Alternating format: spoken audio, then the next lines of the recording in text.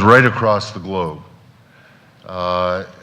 Perhaps the one that has come closest to challenging the repositories of capitalist power in any given state in a way that actually would involve going into the state and taking up the enormously difficult task of changing it in such a way that it was representative of popular struggles rather than representatives of global capital. It has been the Greeks, and above all, the Greek party SYRIZA, which was already, of course, in place long before the crisis began and closely involved with social struggles through the whole previous decade. It has been SYRIZA which has represented that above all. And we have here today the foreign policy spokesperson in the Greek parliament, Eirine Dourou, who is a MP from Athens, representing one of the most diverse and competitive constituencies in the country. She herself holds a MA in political science, I think from Essex University. And we have Mihalis Spourdalakis, who has an essay in this year's volume of the Socialist Register. There are 3 essays on SYRIZA in this volume of the Register, which is on the question of strategy. Michael has a superb essay in this year's volume. Michael is a leading political scientist, one might say the leading political scientist in Greece at the University of Athens, president of the Hellenic Political Science Association, but much, much more important, also one of the founding members of SYRIZA, an expert on political parties in Greece, including his thesis, which I was proud to supervise, which in the early 1980s dissected the limits of PASOK as a socialist political organization. Michael is on a number of committees of SYRIZA, but one of them is an informal committee known as the Wise Men's Committee, which directly reports to Tsipras, and I feel very old to think that my former student is now thought of as a wise man in Greece.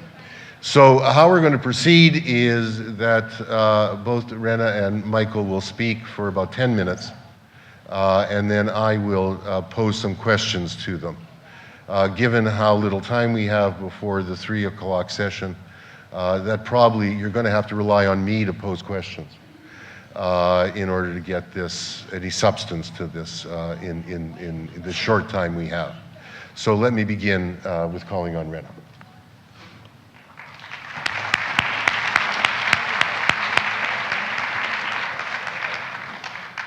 Hello to everyone. My task for this evening is to make a report from Greece, to make a report from European Union, but dear friends, dear comrades, isn't it? Huh? Yeah. Allow me to tell you that as I feel it, I'm among this fantastic gathering, and I have the feeling this last 3 days that I am among members of my family. And a huge family, the family of the 9th edition of the Social Forum, that give to all of us the great opportunity to exchange view, to give me your radical know-how to go back in Athens, to synchronize our action, to pave the path, the same path to hope, the same path to change. Yesterday I was complaining to Leo, and I said, please do not allow to others to take our vocabulary. It's radical, it's left, it's our own vocabulary, the word change, resist, revolution. So I'm here because I want to know, if you like, to transform the world, but if you like, I want to change with you Greece, European Union, and world. So my report starts from something which is quite American, or it's not so Greek. It's a book, Lewis Carroll, Through the Looking Glass. In his book, he points out, in the words of Humpty Dumpty, that he who shapes the meaning of war shall be mighty. The question is, said Humpty Dumpty, which is to be master? That's all. That's exactly what Greek Prime Minister and European leadership is doing by using its power to distort reality. So Greek government, European leadership speaks about a success story. Yeah, the last 2 weeks, everyone in the European Union is convinced, or they try to be convinced, that my country, Greece, is a success story. But the reality in Greece has more to do with devastation rather than success. Prime Minister is committing, in ancient Greek, word, hybris, pretending to ignore that the people are suffering because of his austerity policy. 6 years of deep recession without war, 30% unemployment, 6 out of 10 young people out of work, many thousand leaving Greece looking for a job abroad, schools, universities, and hospitals collapsing, queues at the soup kitchen organized by the church and NGOs, more and more homeless in Athens. So the images of men and women of all ages trying to get free fruits and vegetables in downtown Athens are all over in the international media. But without, to be pessimistic, without to be, like a Cassandra in front of you, what I'm saying is that these are images coming from the common European future. And what I'm trying, to share with you, these are images that are not Greek. It's gonna, be the common future for all of us.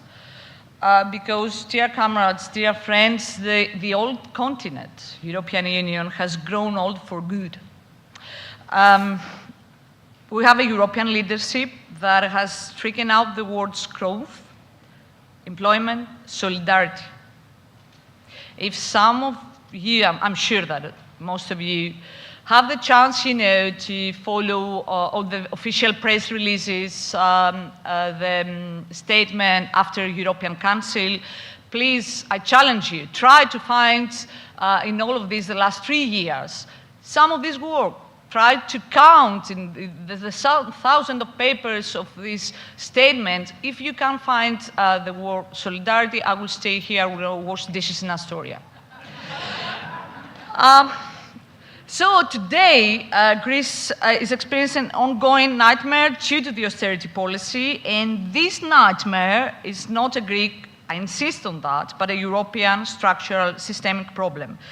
It relates to the very architecture of the European Union, and I'm sure that you are aware of it.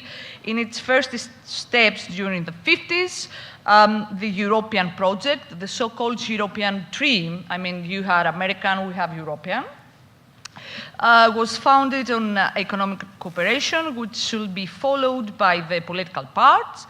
Of course, after that, European society followed, placing emphasis on equality between states, democracy, the respect of human rights, at least on papers, resolution, and different treaties. But what happened? Germany then, after that, and for many, many decades, had tied its future to Europe. It was the time of European Germany. But the fears that Thomas Mann had expressed back in 1953 regarding a German Europe, unfortunately, dear comrades, came true. After the unification of Germany and the policy of social dumping and cutting of public expenditure introduced by a social democrat, Mr. Schroeder. So the euro has been designed following the German monetary model, and to make a long story short, Germany benefited from both the good and the bad time of the euro period. Recently, Germany seized the crisis in order to impose a new order in its favor, of course, not in favor of European dream, of the solidarity among the member states, so on and so forth. Berlin created a new type of European colonial relation. Yeah, I know some of you may think that I'm exaggerated, but what is posed back in my country is a neo-colonial model. The dividing line is about surpluses and deficits.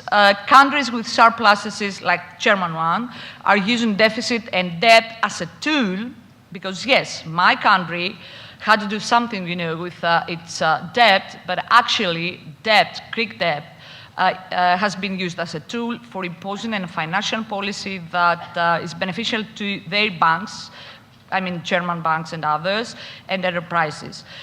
Now, on the other hand, countries with deficits gradually lose their sovereignty, and it's like that. I'm not exaggerating. We're losing day by day, month by month, and 3 years after our national sovereignty, the ability to decide and make our own policies. To put it very straight, my country, and it's not only Greece, most of the Mediterranean, becomes second-class country in the European Union, with less democracy, and where the government is forbidding the right to strike. I don't know, I mean, for some of you, this is not quite striking, but yeah, for us, member states that they like, to call democratic European, derives from the French Enlightenment, yeah, it's quite striking to use the measure of civil conscription.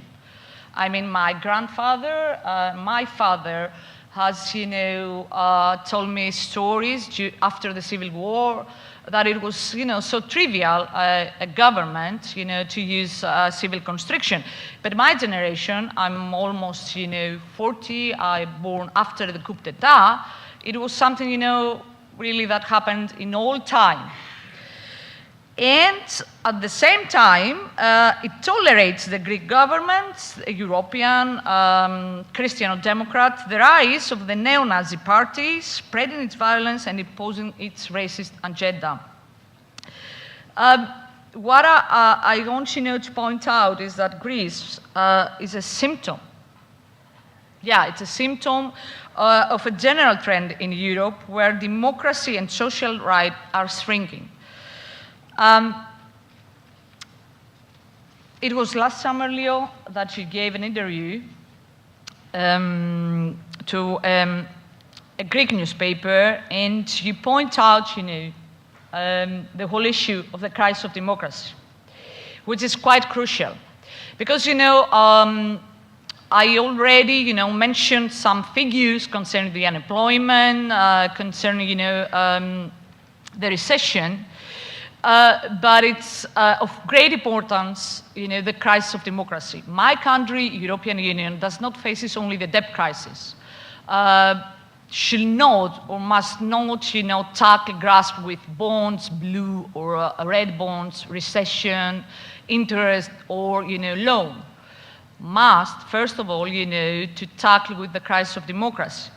And, it's really hard to try to convince a Greek or an Italian for the importance of the human rights that are shrinking if he or she has no job for more than 2 years. And this is yours, radical left task, duty. Do not forget. To not, change the agenda, or worse, follow European leadership agenda, which supposedly is, how to tackle with loans, with recession, and not with human rights. Because what we have to face with the crisis of democracy is that it's, the path, this crisis of democracy, to shrink the human rights, is, the royal path for European leadership in order to keep going with these austerity policies.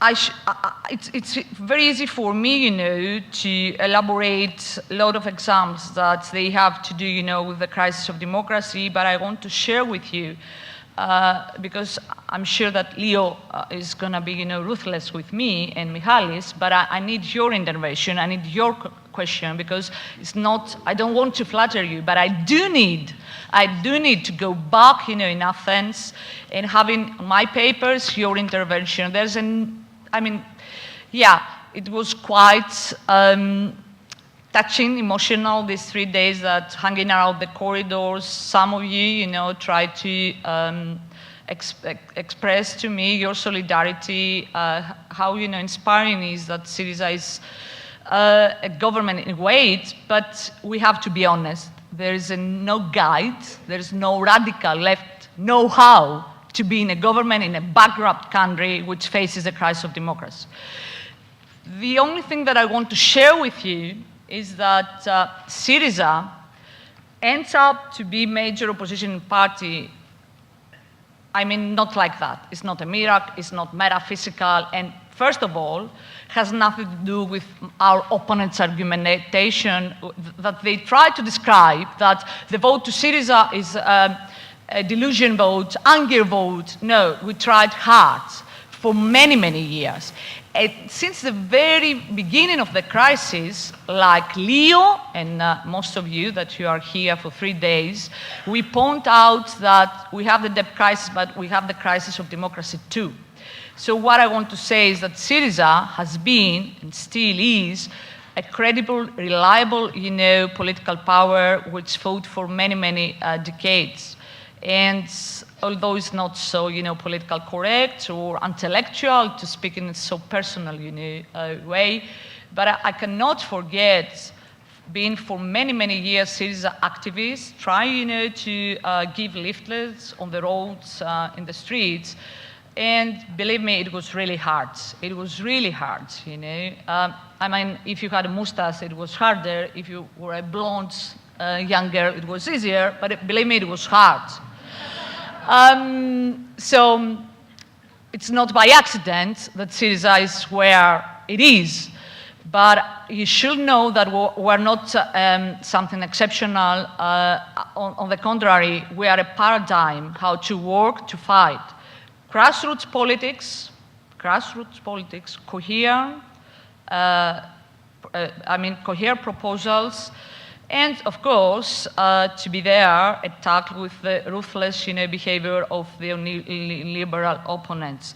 SYRIZA was the party that during the period that Greece supposedly was the European miracle with 4% development, SYRIZA said that this is, you know, a fragile development. SYRIZA was the party of 3% that when Greece, you know, danced for the Olympic Games and for the Olympic miracle, SYRIZA said that no, this is not development, this is not what a country needs, and believe me, it was really hard because we were traitor, we were not patriot. SYRIZA was there to try to explain to Greek people that because we created the word democracy, and we have Plato, Aristotle in our historical heritage, that does not mean that we ended up, you know, with fascism spread all around the streets. Believe me, it was really difficult, and it is. Because again, I'm going back, you know, to the first example. When someone has no job, when someone has, you know, sent his son or daughter in abroad to try to find a job, does not care if a neo-Nazi party does not allow to a theatrical performance, you know, to take place. Does not care for LGBT rights, does not care for the equity of sexes, and so on and so forth. So I'm asking again, because we have to be critical to ourselves too before Leo does it for us. I mean, what I'm saying for SYRIZA and what I'm saying for all of us is try, do not follow the agenda of the opponents. And it's easy when you have debt crisis, when you have to tackle with figures, to try to explain how you're going to be more responsible and how you're going to find the money to pay back the loan. No, this is not our task. This is not our view. We are there in order to keep going with grassroots and at the same time, to be in government. So I have to go down. What I'm saying is that it's a multi-level crisis. Please do not forget. To not forget, it's help when we have our inner disputes. I mean, some tendencies in the radical left, have as priorities human rights, and other, try to find the way, to alleviate the pain of being jobless and so on and so forth. But what I'm saying is that this multi-level crisis can only be addressed by a multi-level struggle. And it's your duty, my duty, our duty. And of course, is not forget that we have to rebuild democracy in Europe, worldwide. There's a French, philosopher, André Malraux, and I want to paraphrase him. In order for the 21st century Europe to survive, our world to survive, I mean, we have to ecological transformation to the world, not only economical, it must be democratic.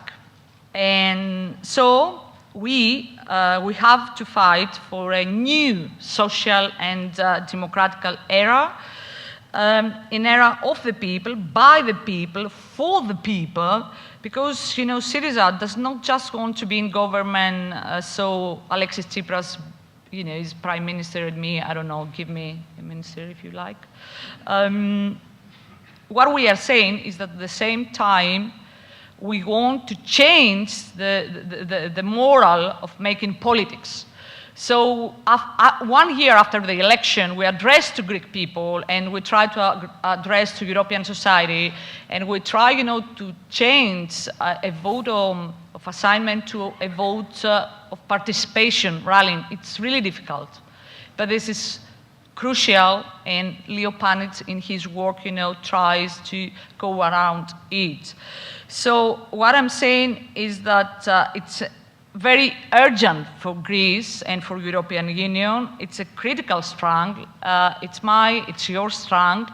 And yes, we can transform the world, and yes, we can change it. Please help us, help yourself. We have to change the world yesterday. Thank you.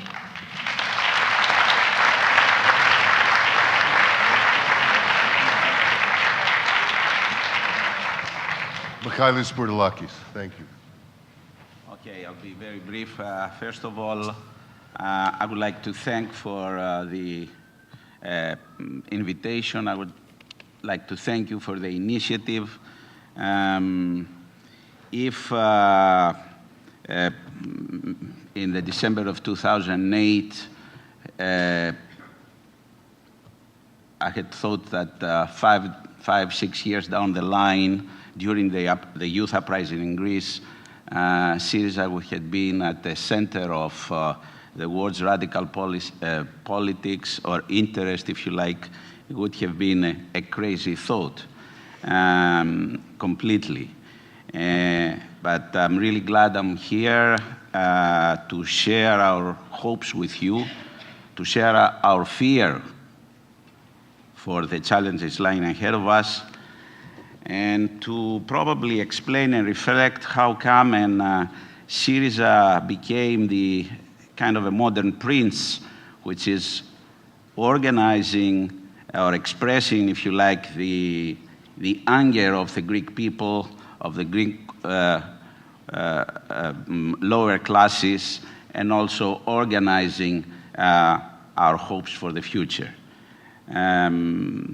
So I'm expecting now your criticism, and being away from Greece will probably can in a more cool fashion reflect back and see what brought us here and what mistakes we should get rid of and what we should keep and share with, so our vision of social transformation will concern just Greece, that's impossible, or just Europe, but the world. Okay. Thank you, Michael. I'll try not to be ruthless, but I do think it's important that the best solidarity that we can express is to acquire a deeper understanding of the difficulties that a party like this faces as it tries to go into the state and yet retain its base as a social movement, as it tries to get enough votes to be able to form a government, preferably not in a coalition with parties to the right of it, and yet not to dissolve its political message, so that rather than radicalizing people further, one is making people more soporific, more frightened. In the interview, I was lucky enough to be in Athens at the time that Tsipras unveiled, between the two elections last June, the party program, and was there and watched as the most activist members were in tears and yelling, "It's our turn." And these were people who had been subject, some of them older, to a much worse anti-communism than any of you suffered even here under McCarthyism. So it was moving. But in the interview Renner referred to, the interviewer asked me, you know, why are we being called so radical? The New York Times recently called SYRIZA crypto-communist. Why are we being called so radical? All we're really saying is what Krugman is saying. And my response to that was, I hope not. And I want perhaps my first question to be, how are you dealing with the temptation when you're accused of being the left side of the right Black Dawn, when you're accused of being extremists?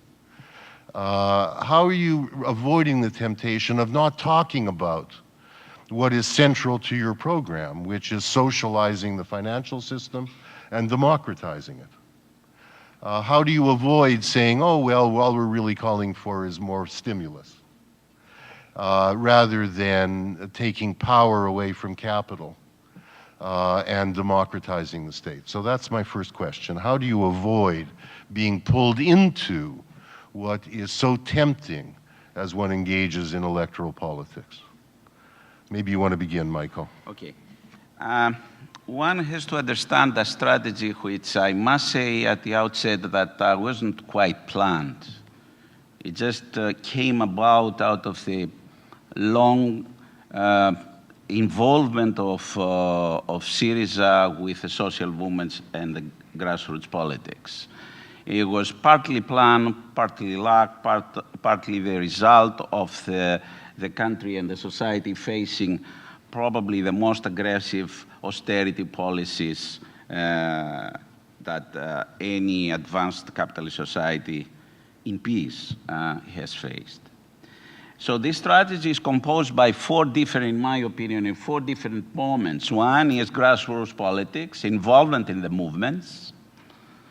And the second dimension is an informal and not very conventional presence and activity of SYRIZA's representatives in the institutions of political and social representation in the parliament and in trade unions. In other words, our MPs do not confine their activity within the parliament. They're on the streets. They're there providing moral, legal, political support for the people who are arrested, either at the strike sites or at the mobilization of the youth for civil rights, for immigrants, so on and so forth. So it's a different kind of, using a presence or giving broadening, if you like, the dimensions of of what public institutions are about or should be about. The third thing is the program.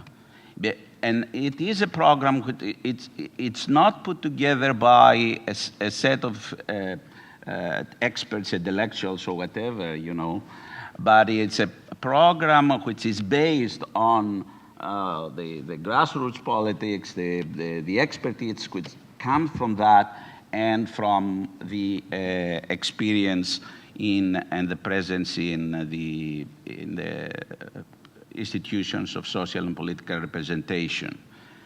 Let me give you an example on this one. Part of today's program of SYRIZA is that dealing with a crisis will depend, an actual answer to the crisis will depend on the networks of solidarity that there are about 2,500 networks of solidarity throughout the country that are supported by SYRIZA in the field of housing, health, food, etc. And it's embodied in the program. We say that when we come to power, we're going to use these networks because these networks are class-based and because these networks do not replace the welfare state, but they are the models of the society we like to build. So it's sort of a dialectical thing. And the fourth moment is that, yes, the left should be confident enough to move into power. And because of all these other mobilizations will bypass, not without risk, all the things that you imply or you just or you said. There is one more precondition. We ask the people to support us, but not to delegate their power to us. I mean, that's the line. Okay, this is what we're trying to do. We don't do it in absolutely 100%. We're not politically efficient, but that's the bulk. You know, that's the meaning of what we do, and that's that. Therefore, it doesn't mean, though, however, that the deep state, we have access to the deep state, the police, the army, the diplomatic service, the secret, you know, the secret services, okay? But these institutions, it seems to me, if the people are mobilized, their power is undermined. And so it's class struggle in the making. It's not throwing dice in the air, but it's people in action. You know, I'm the politician. You didn't answer. You know, or you answered in a different way. What Leo asked us. How do you, I mean, why you avoid, or if you don't avoid, you know, to describe SYRIZA and ourselves as neo-communists, so on and so forth. It's almost an analytical question, and up until this moment, I have never asked myself if I'm a crypto-communist or something else, crypto-pseudo-social democrat, but it's a nice, you know, chance that I have to answer to myself at GE. Well, I'm 15, for 15 years, I have, you know, this member card. And I can tell you what I really avoid, not me, Mihalis, Alexis, and the other. I do avoid to feel that now I belong to the leadership. I do avoid, and I must avoid, you know, to feel and act as a first-rank member, you know, because what really, you know, point out and actually answer Mihalis is how we ended up, you know, to be major opposition party is, you know, grassroots politics. So when you are leaving the parliamentary committee and try, to be with dock workers like in the past when I left, my job in the private sector and running for, catch up the time and find the demonstrator. Believe me, it might sound quite, unpolitical, but you don't have the spare, you don't have the room to think if this is, to a certain extent, communist or social democrat. So actually, for us, and not because we're a bankrupt country and we do act in a bankrupt country, our priority is not to find, a label. On the contrary, Leo, our political opponents for many, many years now, they try, to address this question like you did. So what are you? I can tell you that we are there for, the movement, we are there for the unemployment, we are there for the environment, we are there, for transformate our state, and of course, which sounds quite, metaphysical, to change even the European Union. If we keep going like that, if Alexis Tsipras, Rena, Mihalis, stop by acting like that and try to find an identity in order to be defined in a very blurred milieu political environment, I think that we're going to be a government and a successful one. Otherwise, if we try, to find what we are for, in favor of our opponents, we're going to lose the battle, and we cannot lose this battle. If SYRIZA loses this battle, you're going to lose the battle.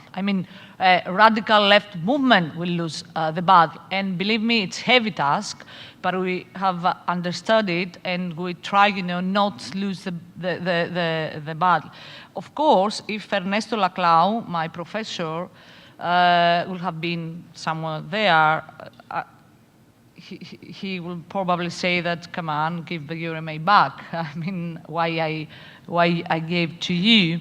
Yeah, and he's right. But now, I'm not an academician, I'm not a politician, I'm a militant, I'm an activist, and I cannot, try to find new significant for what I'm doing. When I was there, however, very good. Many of the people I spoke with, some at the most senior levels, actually said, I hope we don't win. I was present actually at a policy planning committee where maybe over half of the people said that. We're not ready. It wasn't so much that the program wasn't ready, but the feeling was, A, that the party wasn't ready, in the sense that the best, most active, most capable cadre might be drawn into the state, and the party would be left without the type of organizers, leaders, spokesmen, articulators, so that, and this has happened commonly, of course, when the left has gone into the state. It's happened with Bolivia, where the most capable people are taken out of the movement and into the state. And I heard that. So I don't know whether you're relieved that you haven't been elected, or whether you feel that a moment has been lost. Maybe you want to address that. Michael? Yeah, that's a good question. I cannot answer this directly. I can tell you this, the people were disappointed. Even the people that they didn't vote for us. They were disappointed that we didn't get elected, we didn't get moved. Of course, the citizens that they have to, they are confronted with everyday hardships, they don't have the sophistication and the coolness of considering all the parameters of moving into power. That's one thing. The other thing is that the fear and the lack of confidence of the left was present there. And along with the lack of confidence goes a very instrumentalist understanding of power, that the left of both of the Second International and the Third International share with the liberals, I'm afraid. Okay? And in other words, it seems to me that the left traditionally does not take seriously class struggle. Class struggle is some kind of a stops just before we make a political decision, which is wrong. We don't put it in our picture of making political decisions. I think we lost a moment, not for SYRIZA, but for the Greek society, because the catastrophe and the human hardship that this three-party government has caused to the country is it's very difficult to amend, even in a year. So it doesn't matter about radical politics, SYRIZA.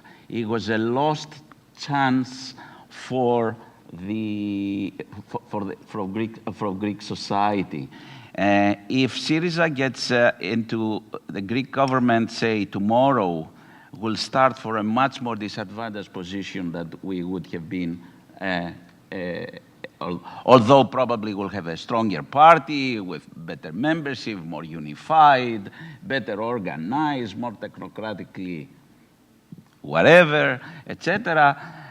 It seems to me that the resources in our hands would have been much worse. Okay. Okay, Rena. Okay, some quick notes, points.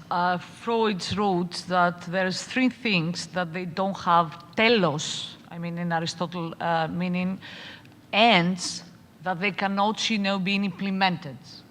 Politics, being good parents, and psychoanalysis. So in a way, if you do agree with that, when you make politics a party, a political subject, cannot be, perfect, ready, in a way quite painful. So is SYRIZA ready? Is Mihalis ready, to be Minister of Interior? Do you want something else? No. No. Must not, must not. Otherwise, SYRIZA will end up to be like PASOK, New Democracy, other social democrat, or even Christian Democrat parties that had led, the fate of European Union and my country. On the other hand, and unfortunately what Leo said has tortured us for many, many months, since New Democracy and tripartite government insist on the last days know that SYRIZA is a party which is not ready, to govern a country. We are. I am ready. More than Mihalis. I am ready because I take under consideration what I've said, that when you want to be radical left and when you are doing grassroots politics and when you are facing so many different challenges than in the past, you will never be ready. But I have to. It was on Friday, I had a dispute with some friends here in Left Forum, and I said, it's very easy to go back to the University of Essex. Now I have, more letter of recommendation. Leo will give me one. Keep going with my academic career. I have time, I'm not so old. And, staying there in vitro in a very nice lab that the University of Essex, has, and try, to find an adjective for SYRIZA or for the communist of my dream or for my needs. No, I'm gonna have dirty hands. I'm gonna be in politics. There's no other way, to discover if you are ready. And something else. Leo, SYRIZA is not a party. SYRIZA is a coalition. And this is our strength. Of course, mid-July, we're going to have a Congress in order to change, the way that we work. But I think this is our strength. SYRIZA is not a party. SYRIZA has yes, and is so constitutive of our action and of our character that although we're going to be more, unified, but these, follow us, and for this reason I said when I was there that SYRIZA is something which is quite experimental in a country that is an experiment for austerity policies. So I have, to fight twofold, inside, outside. I have to be instructive for myself, how, to be a left radical MP that will be ready at the same time, not ready, to make politics, and instructive, to citizens, to Greek citizens, stop, to be citizen like in the past. Okay, I've just been told that we don't have to end exactly at 3 because this room won't be occupied, but Rena has to get to the airport. We may push a few minutes past 3. I know other people will have panels to go to. I just will ask one more question. Knowing you as I do, the cynicism that some of the left has, that you will not do the radical things. What you have done? Yes. You send them outside. No, they have other panels to go. They have other panels to go to. Yeah, but very you quickly. remind them. She's a better Go politician and than stay me. with us. I think it's very likely that you will do the radical things you need to do in order to fulfill your promise of restoring the basic dignity to the Greek people. And that will involve you doing more radical things than has been done by any government in Europe for a very long time. I also understand that you are, in a sense, the weakest link, to go back to the language of the Russian Revolution. That your ability to do those things in a way that doesn't cause more suffering for the Greek people, with the devalued drachma, with the question of how you will buy oil, how you will buy intermediary goods, etc., if that should happen to you. Or even if not, if you socialize the banks and are able to somehow stay inside the Eurozone. This very much depends on whether there's a change in the balance of forces in Northern Europe, above all in Germany. And in that sense, the parallels with 1917 sound bizarre, but